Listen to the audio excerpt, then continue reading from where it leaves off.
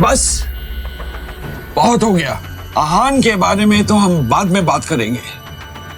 जरूरी ये है कि हम इस बात का पता चलाए कि आखिर तुम दोनों में से झूठ कौन बोल रहा है हमसे।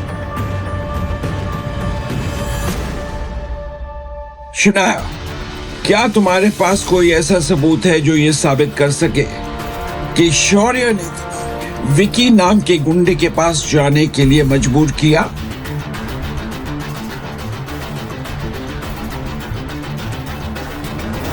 है कोई सबूत? दादाजी, ये सब इस शनाया का किया धरा है। आपके फैसले से नाराज होकर उसी ने ये सब किया है। और ये आहान और शनाया अपने आप को समझते क्या है? ये जो हर्ष मेरा इतना उछल रहा है ना, इसकी वजह यही दोनों है। और जब से आहान का सपोर्ट मिला है ना, तब से शनाया कुछ ज्यादा उछल रही है। शौर्य, बस अब हमारे पास एक ही रास्ता बचा है। आपका मतलब है कि शनाया को... वैसे आप विकी के अड्डे पर पहुंचे कैसे? आप वहां क्या कर रहे थे? शनाया ने आहान से सवाल करते हुए कहा। जैसे ही आहान ने अपनी वाइफ की ये बात सुनी, वो दंग रह गया। आहान ने इस बारे में तो सोचा ही नहीं था। वो विकी के अड्डे के पास ही प्लाजा बार है ना, वहां मेरे कलीग की एक शादी होने वाली है, तो पार्टी वहीं देने के लिए कहा था, तो वहीं जा रहा था। और शौर्य को अंदर से आते हुए देखा तो मुझे शक हो गया। ओके, तो आपने अंदर आकर मुझे अकेले उन गुंडों से बचा लिया? मैंने पुलिस को कॉल किया था। पुलिस के बारे में सुनकर शनाया को आहान पर यकीन हो गया था। आखिरकार आहान की जान में जान आ गई। तो आपके ऑफिस में काम करने वाले लड़के ने आपको प्लाजा बार जैसी जगह पर पार्टी दी, वो इतना खर्चा कर सकता है? शनाया बहुत स्मार्ट थी और जितना आहान की सैलरी थी उससे 5-10 हजार ज्यादा खर्चा प्लाजा बार जैसे जगह पर एक वक्त के खाने और ड्रिंक्स पर होता था। इसलिए शनाया का सवाल लॉजिकल था। जी सही है, खर्चा तो हम कर ही नहीं सकते। शनाया जानती थी, इसलिए वो अब सवालिया नजरों से आहान की तरफ देखने लगी। ऑफिस से वाउचर्स मिले थे, इसलिए हम वहां गए थे। अब तो शनाया के पास सवाल करने की कोई जगह ही नहीं बची थी, इसलिए उसने हाँ में सर हिलाया और जाकर डाइनिंग टेबल पर बैठ के अपने खाने का इंतजार करने लगी। आहान खाना बनाने पर फोकस करने लगा।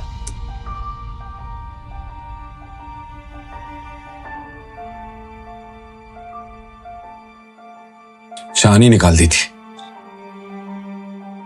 थोड़ी ही देर में खाना बन गया। आहान ने शनाया के प्लेट में खाना सर्व किया।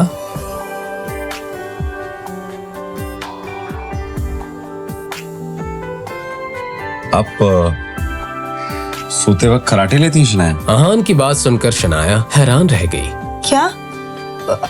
मैं खराटे नहीं लेती। और वैसे भी आपको कैसे पता? आप झूठ बोल रहे हैं। मैं झूठ बोल? कल रात हम साथ में सोए थे और आप इतनी जोर जोर से खराटे ले रही थी कि काफी देर तक तो मुझे नींद नहीं आई। ये आहान खराटों के बारे में क्यों बात कर रहे हैं? मुझे बहुत ही ऑकवर्ड फील हो रहा है। हाँ, अब यही रास्ता है। क्या कल रात को हम साथ में सोए थे? जैसे ही ये बात बाहर आई, आहान की बोलती बंद हो गई। अपने घबराए हुए पति की ऐसी हालत देखकर शनाया को जोर जोर से हंसने का मन कर रहा था। अच्छा, तो ऐसी बात है। मैंने आपको कहा रुकने के लिए? मुझे तो याद भी नहीं आ रहा।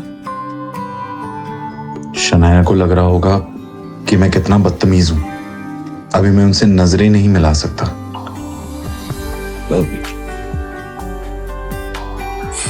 वो मैं हलवा बनाना भूल गया।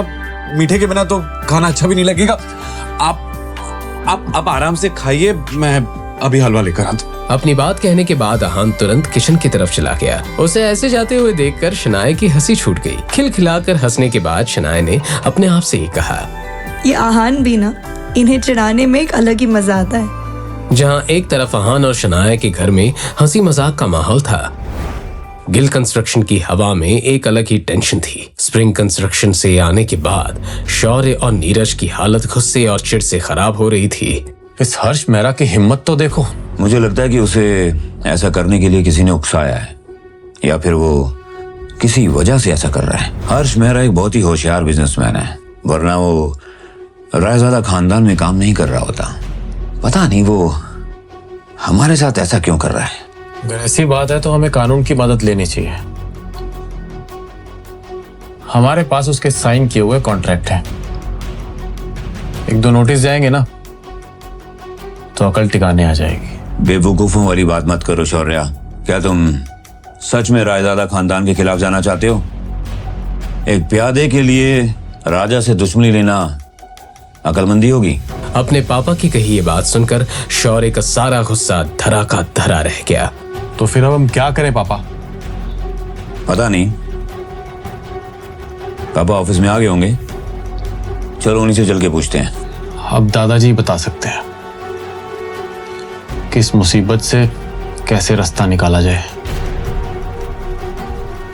दादाजी, ये सब इस शनाया का किया धरा है। आपके फैसले से नाराज होकर उसी ने ये सब किया है। और ये अहान और शनाया अपने आप को समझते क्या है?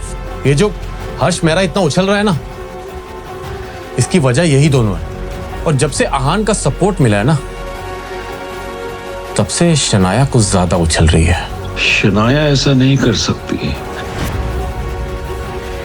जाओ, जाकर शनाया से माफी मांगो, उसे मनाओ।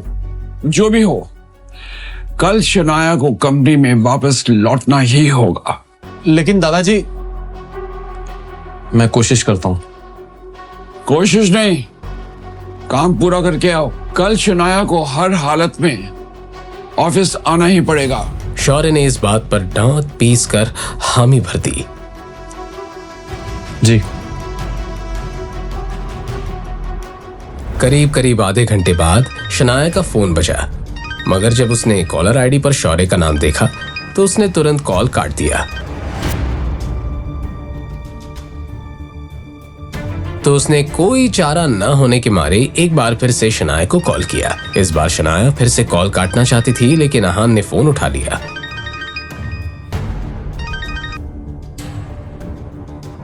क्या बात है? शनाया कहाँ है?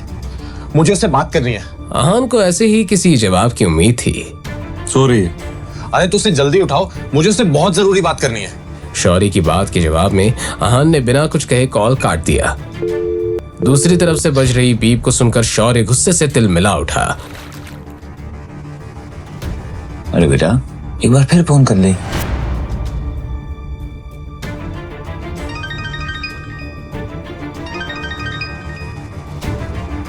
अहान, मेरा दिमाग खराब मत करो। कहो तुम्हें क्या कहना है, मेरे पास वक्त नहीं है। शनाया से कहो अगर वो मेरी बात मान ले और अपना दिमाग ना चलाए तो मैं उसे इस कंपनी में वापस आने का मौका दे सकता हूँ। शौर्य ने अपनी बात इस अंदाज में कही थी मानो कि कोई चैरिटी कर रहा था। अहान खुद इस पूरे गेम का मास्टरमाइंड था। और अगर वो मना कर दे तो? शौर्य को लगा जैसे अहान उसकी बातों में आ रहा था।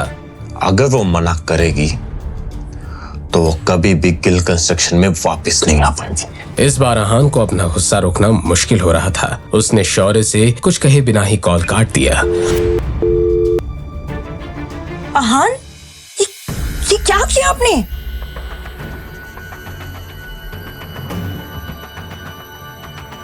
क्या शनाया अहान से नाराज हो गई थी? अब अहान उसे कैसे मनाएगा? क्या होगा शौर्य और नीरज गिल का अगला कदम? जानने के लिए सुनते रहिए पॉकेट एफएम।